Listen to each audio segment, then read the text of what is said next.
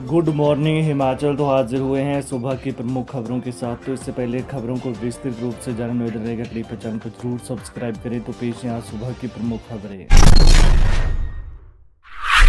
ठंडा ठंड, रोहतांग समेत ऊंची चोटियों पर बर्फ के फाहे, मंडी बिलासपुर में घने कोहरे की चेतावनी।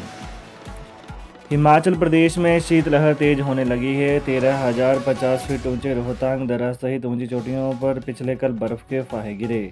लाहौल स्पीति और कुल्लू में शुष्क ठंड के चलते तापमान काफ़ी लुढ़क गया है। नदी नाले और झरने जमने लगे हैं। उधर मौसम विज्ञान केंद्र शिमला ने मंडी बिलासपुर समेत प्रदेश के अन्य मैदानी क्षेत्रों में 4 दिनों तक घना कोहरा छाया रहने की चेतावनी जारी की है।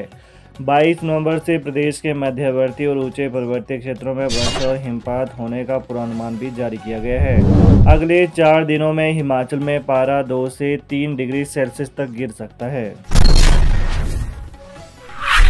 12वीं का प्रमाण पत्र निकला फर्जी, फार्मासिस्ट बर्खास्त, पुलिस में दर्ज करवाया मामला।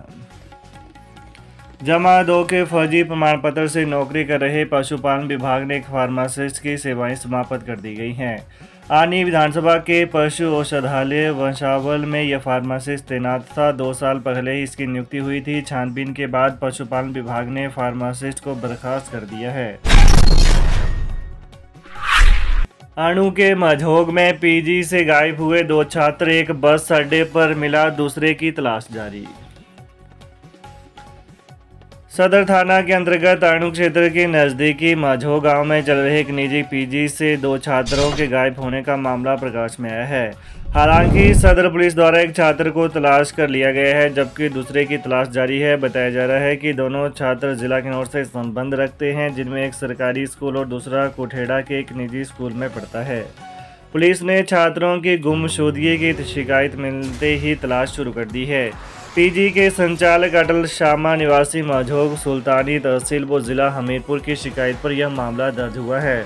मामला दर्ज करवाने वाले अटल शामा ने शिकायत में बताया कि वे दोनों छात्र रविवार सुबह पीजी से निकले थे, परंतु शाम तक वापस नहीं लौटे। इनमें एक छात्र 10वीं तो दूसरा जमा 2 कक्षा का है। सीपीएस केस में आज सुनवाई नहीं करेगा सुप्रीम कोर्ट। हिमाचल के मुख्य संसदीय सचिव मामले में अब सुनवाई की तारीख आगे बढ़ सकती है। इस मामले में पहले सोमवार को सुनवाई की बात कही जा रही थी, जबकि सर्वोच्च न्यायालय में सोमवार को सूचीबद्ध 617 मामलों में सीपीएस का मामला शामिल नहीं है। गौरतलब है कि सीपीएस मामले में हाईकोर्ट से फैसला आने के बाद राज्य सरकार ने इसे सर्वोच्च न्यायालय में चुनौती दी है। सरकार ने सर्वोच्च न्यायालय में स्पेशली पिटीशन दायर की है।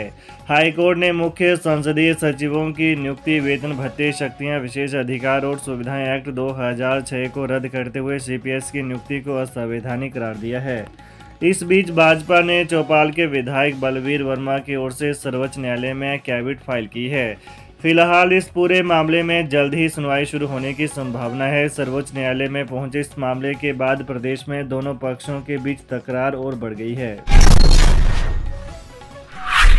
छोटा बंगाल में भालू के हमले से महिला की मौत। बैजनाथ उपमंडल की छोटा बंगाल के मुल्तान के साथ लगते जंगल में घास लेने गई महिला पर एक भालू ने हमला कर दिया, जिसके कारण उसकी मौत हो गई। पंचायत प्रधान संजीव ठाकुर ने बताया कि उक्त महिला अपनी भूमि से सर्दियों के लिए पशुधन के लिए चारा लेने के लिए गई थी। उसके साथ उसकी बहू भी साथ थी। अचानक जब वो घास लेकर वापस आ रही थी तो घात लगाए भालू ने उस पर हमला कर दिया। इस हमले में मुल्तान निवासी राजू देवी पत्नी डोगरी राम गंभीर रूप से घायल हो गई। जख्मों के ताब न चाहते हुए उसकी मौत हो गई। ग्रामीण और वन विभाग के कर्मचारियों ने कड़ी मशक्कत के बाद महिला का शव को ढांक से बाहर निकाला। वन परिक्षेत्र अधिकारी पवन कुमार उक्त घटना की पुष्टि की है। शव को पोस्टमार्टम के लिए बैजनाथ अस्पताल लाया जा रहा है। सरकार ने दिल्ली भेजे फॉरेस्ट के 50 प्रोजेक्ट, इको टूरिज्म साइट विकसित करने की है तैयारी। हिमाचल प्रदेश की सुखविंदर सिंह सरकार पर्यटन को आमदनी का बड़ा माध्यम बनाने की दिशा में और आगे बढ़ रही है। प्रदेश सरकार ने इको टूरिज्म के 50 बड़े प्रोजेक्ट केंद्र सरकार के सुपर्द कर दिए हैं। अब केंद्रीय वन और पर्यावरण मंत्रालय इन प्रोजेक्ट पर अपनी सहमति देगा।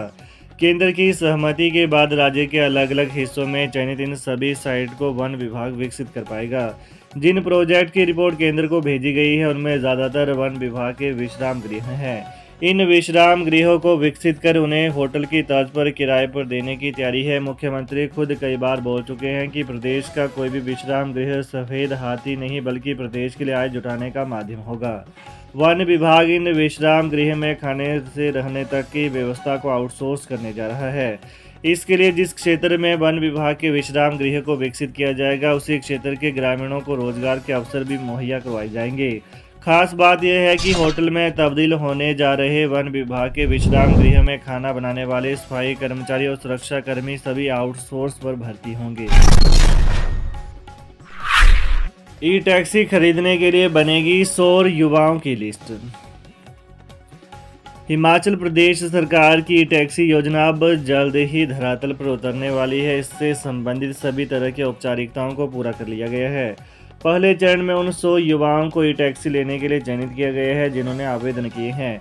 अब परिवहन विभाग और 100 युवाओं का पैनल देगा जिनका चयन पहले ही किया जा चुका है। कुल मिलाकर ऐसे 500 युवाओं को चुना जाना है जो चाहते हैं कि वे ई टैक्सी लेकर सरकार के विभागों में उनको जोड़े और सरकार द्वारा जो योजना बनाई गई है उसका लाभ ले। सरकार उनको 50% सब्सिडी दे रही है और 40% राशि इनको लोन के रूप में दिला रही है, जिसकी किस्तें भी सरकार ही भरेगी। इसमें टैक्सी अटैच होने के साथ व्यक्ति को खुद चालक का काम करना होगा। 10% पैसा भी बेरोजगार युवाओं को देना होगा और जल्द ही उसकी टैक्सी फ्री हो जाएगी। इस योजना का लाभ जल्द से जल्द युवाओं को देने और ऐसे विभागों जहां पर ज़रूरत है वहां पर टैक्सियां लगाने को कैबिनेट ने भी अपनी मंजूरी दे दी है। भविष्य में कोई भी सरकारी विभाग, बोर्ड व निगम अब डीजल व पेट्रोल वाहन नहीं खरीदेंगे। 15 साल पुराने हो चुके वाहनों को बदलकर उन्हें इलेक्ट्रिक वाहन ही दिए जाएंगे।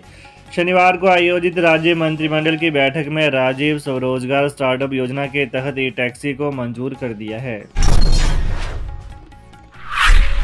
प्रारंभिक शिक्षा विभाग के आदेश, गैर शिक्षण कार्य न करें। टीजीटी इंग्लिश, मैथ, साइंस में छात्रों के पिछड़ने पर एक्शन। हिमाचल प्रदेश के स्कूलों में पिछली बोर्ड कक्षाओं और परख के लिए करवाए गए मॉक टेस्ट में 3 विषय में छात्रों की परफॉर्मेंस बेहतर नहीं रही है। खासकर मैथ, साइंस और अंग्रेजी विषय में छात्रों का रिजल्ट असंतोषजनक रहा है। इस स्थिति को देखते हुए अब प्रारंभिक शिक्षा विभाग ने सभी जिलों के डिप्टी डायरेक्टर और स्कूल मुखियाओं को नए निर्देश जारी किए हैं। निर्देशों में कहा गया है कि स्कूलों में टीजीटी शिक्षक बच्चों की पढ़ाई पर सही ढंग से फोकस नहीं कर रहे। इस कारण इन 3 महत्वपूर्ण विषयों में बच्चे पिछड़ रहे हैं। प्रारंभिक शिक्षा निदेशक आशीष कोहली की ओर से सभी जिलों को ये निर्देश जारी किए गए हैं कि जितने भी स्कूलों में टीजीटी, मेडिकल, नॉन मेडिकल और आर्ट्स के शिक्षक गैर शैक्षणिक कार्यों में भाग ले रहे हैं उनसे वो ड्यूटी वापस ली जाएगी। इसमें खास तौर पर यह बताया गया है कि मिड डे मील, स्कॉलरशिप जैसे कार्यों में टीजीटी शिक्षक अपनी सेवाएं नहीं देंगे। पेंशनरों के वित्तीय लाभ जल्द जारी करने की मांग। हिमाचल प्रदेश विद्युत बोर्ड पेंशनर संघ पांवटा साहिब की मासिक बैठक इकाई के अध्यक्ष AC गुप्ता की अध्यक्षता में रविवार को लोहनी के विश्राम गृह पांवटा में संपन्न हुई। बैठक में पांवटा साहिब, धौलाकुआं, कोलर, सोन, शिलाई उपमंडल के पेंशनरों ने भाग लिया। इस दौरान अध्यक्ष AC गुप्ता ने बैठक के दौरान कई विषय में विस्तार से जानकारी दी। बैठक में हिमाचल सरकार तथा विद्युत बोर्ड द्वारा पेंशनर विरोधी नीति की कड़ी शब्दों में निंदा की गई।